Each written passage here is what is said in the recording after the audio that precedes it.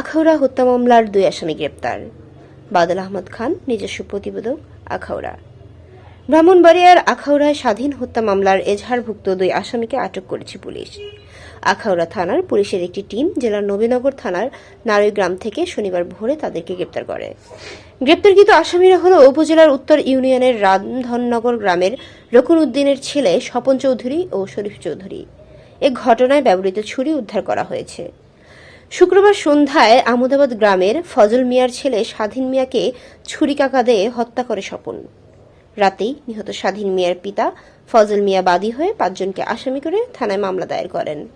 Police ও নিহতের পরিবার সূত্রে জানা গেছে, শুক্রবার সন্ধ্যা 7টার দিকে আজমপুর রেলওয়ে কলোনি মসজিদের সামনে স্বাধীন মিয়াকে ছুরিকাঘাত করে স্বপন চৌধুরী।